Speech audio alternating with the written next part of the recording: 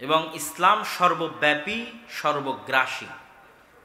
ইসলামের হুকুম আহকামগুলোকে এমনভাবে সাজানো হয়েছে যেটা সর্বব্যাপী, সর্বগ্রাসী। কিভাবে সর্বব্যাপী, সর্বগ্রাসী?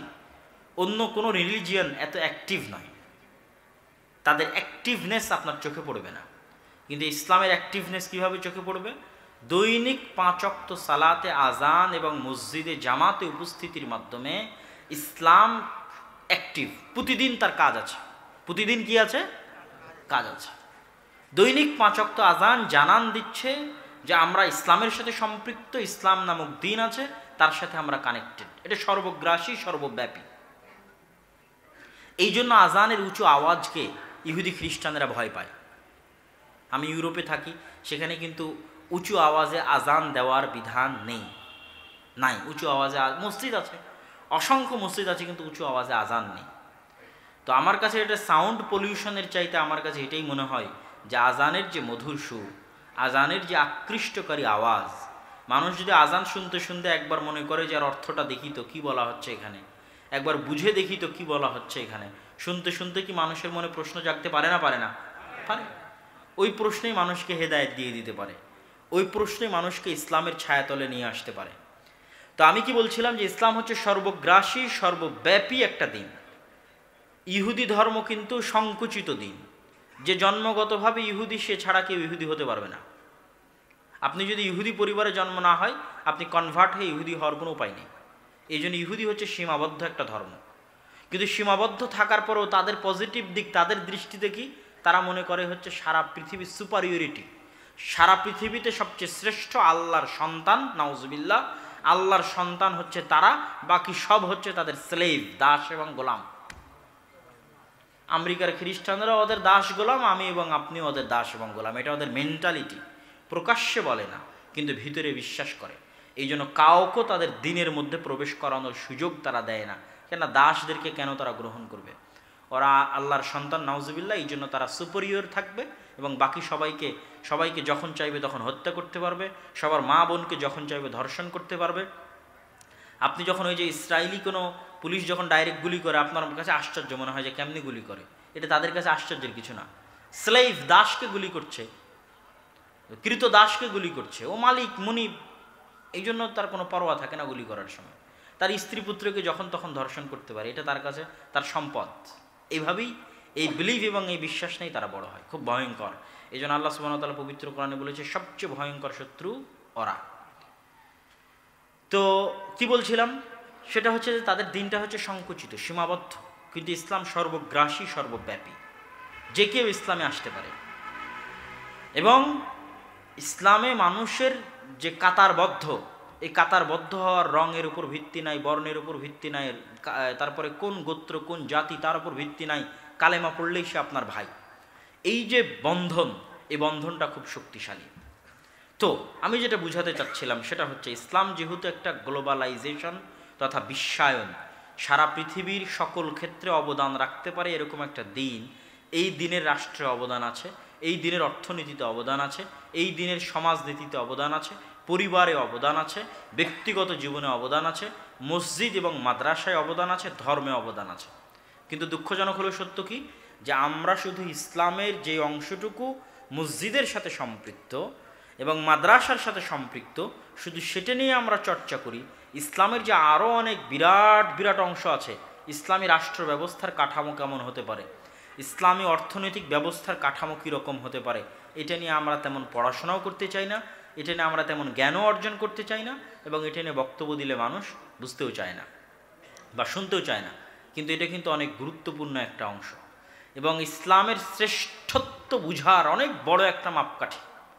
যে ইসলাম যে একটা শ্রেষ্ঠ দিন, সর্বশ্রেষ্ঠ দিন, এটা শুধু আপনি ব্যক্তি জীবন দিয়ে, পরিবার দিয়ে, সমাজ দিয়ে বুঝবেন না। আপনি যখন ইসলামের অর্থনীতি পড়বেন এবং সেই অর্থনীতিকে পৃথিবীর চলমান অর্থনীতির সাথে তুলনা করবেন, তখনও বুঝবেন যে ইসলাম শ্রেষ্ঠ দিন। আপনি যখন ইসলামের রাষ্ট্র ব্যবস্থা নিয়ে পড়াশোনা করবেন এবং সেটাকে বর্তমান পৃথিবীর যে রাষ্ট্র ব্যবস্থা আছে সেটার সাথে তুলনা করবেন, তখনও আপনি বুঝবেন যে ইসলাম হচ্ছে শ্রেষ্ঠ দিন।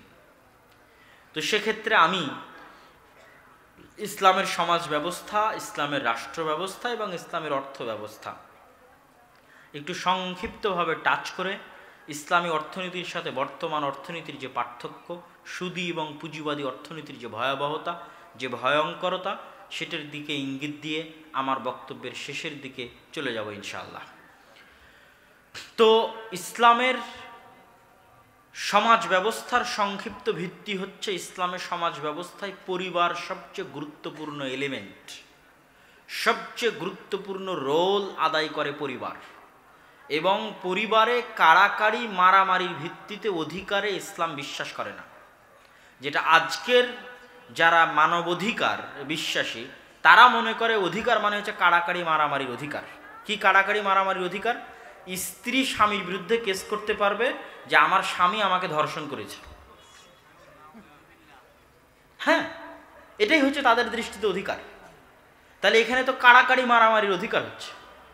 আর সন্তানের বয়স যদি 18 বছর হয়, সন্তান বাপ এবং মায়ের বিরুদ্ধে কেস করতে পারবে যে আমার বাপ এবং মা আমাকে অমুক জায়গায় জোর করে বিয়ে দিচ্ছে, বা আমার বাপ এবং মা আমাকে সালাত আদায় করতে বাধ্য করছে। ওয়েস্টার্ন কালচার কিন্তু এরকমই। যখন সন্তানের বয়স 18 বছর, তখন তার উপর পিতা মাতার কোনো অধিকার নেই, সে স্বাধীন, সে তার মতো চলবে, তার মতো জীবনযাপন করবে। ইসলামী সমাজ ব্যবস্থা কিন্তু এটা চায় না। ইসলামী সমাজ ব্যবস্থায় পারিবারিক বন্ধন যত মজবুত, ইসলামী সমাজ ব্যবস্থার ভিত তত মজবুত। কিন্তু পুঁজিবাদী অর্থনীতির কারণে আমাদের সমাজ ব্যবস্থাও কিন্তু, পারিবারিক বন্ধন কিন্তু দিন দিন ভঙ্গুর হয়ে যাচ্ছে। কিসের কারণে? পুঁজিবাদী অর্থনীতির কারণে। কেননা সবাই বুঝে নিয়েছে টাকা ছাড়া, পুঁজিবাদী অর্থনীতির মূলনীতি হচ্ছে টাকাই সব কিছু, অর্থই সব কিছু। যা চোখে দেখা যায় একমাত্র সেটাই বিশ্বাস করব, যা চোখে দেখা যায় না তা বিশ্বাস করব না। এর নাম বস্তুবাদী, বস্তুর পিছনে ছোটা। যেখানে বস্তু নাই সেখানে আমি নাই। মাকে সম্মান করতে হবে, এর বিনিময়ে আমি কি পাবো? পিতাকে সম্মান করতে হবে, এর বিনিময়ে আমি কি পাবো? একটা ফোন পাবো, একটা চাদর পাবো। বস্তু থাকতে হবে। প্রত্যেকটা কাজের এগেইনস্টে বস্তু থাকতে হবে। তার নাম হচ্ছে বস্তুবাদী দুনিয়া, তার নামই হচ্ছে পুঁজিবাদী অর্থনীতি। এই মেন্টালিটি কিন্তু আমাদের মধ্যেও এসেছে। আমাদের মধ্যে আসার কারণেই কিন্তু আমাদের মা এবং বোনেরা গার্মেন্টসে চাকরি করতেছে, এই কারণে। কেননা এটা তারাও বিশ্বাস করে, তাদের সমাজ ব্যবস্থা এইভাবেই, তাদের সমাজ ব্যবস্থা এমনভাবে গড়ে উঠেছে যে তাদের স্ত্রী এবং তাদের কন্যা যদি চাকরি না করে পরিবার চালাতে পারবে না, পরিবারই চালাতে পারবে না। ওইভাবে সমাজ ব্যবস্থা গড়ে উঠেছে। যেভাবে ট্যাক্স দিতে হবে, যেভাবে টোকেন দিতে হবে, যেভাবে হেলথ ইন্স্যুরেন্স দিতে হবে, ওই সিস্টেম মেনে চলে এবং চাকরির বেতন পাওয়ার আগেই ট্যাক্সের টাকা কেটে যাবে। ওই সিস্টেম মেনে যদি কোনো ফ্যামিলি ওখানে চলতে চায়, বাধ্যতামূলক পরিবারের একক ব্যক্তি একাই চাকরি করে, একাই কাজ করে তার ইনকাম দিয়ে পরিবার চালাতে পারবে না।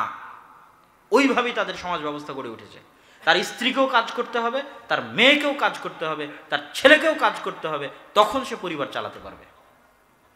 তা আপনারা মনে করবেন যে তাহলে ইউরোপে যারা আছে তারা আজ আমাদের এত টাকা দান করে, লন্ডন থেকে, ইংল্যান্ড থেকে, আমেরিকা থেকে, আপনি যেভাবে বলছেন সেভাবে তো আমরা বুঝি না।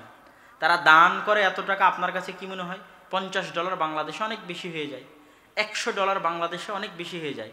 কিন্তু বাংলাদেশের একটা ব্যবসায় আপনাকে 20 লক্ষ 50 লক্ষ দিয়ে দিতে পারবে, কিন্তু আমেরিকান, ইংল্যান্ডের কোনো প্রবাসী আপনাকে $5,000 $10,000 দিয়ে দিতে পারবে? ইম্পসিবল। ওইভাবে সমাজ ব্যবস্থা গড়ে উঠেছে। ওর খেয়ে পরে দিন পার হয়ে যায়, বাস যা ইনকাম তা খেয়ে পরে শেষ। তার মধ্যে দিয়ে তারা বাংলাদেশের মানুষকে সহযোগিতার চেষ্টা করে, কিন্তু সেটা আমাদের দেশে এসে টাকার সংখ্যায় বেশি হয়, তখন মনে হয় তারা হয়তো অনেক দান করছে। কিন্তু যেটা আমরা যত সহজভাবে দেখছি, বিষয় অত সহজ নয়। তাহলে সমাজ ব্যবস্থাটাই ওইভাবে গড়ে উঠেছে, যেই সমাজ ব্যবস্থায় স্ত্রীও কাজ করবে, কন্যাও কাজ করবে, পুরুষও কাজ করবে।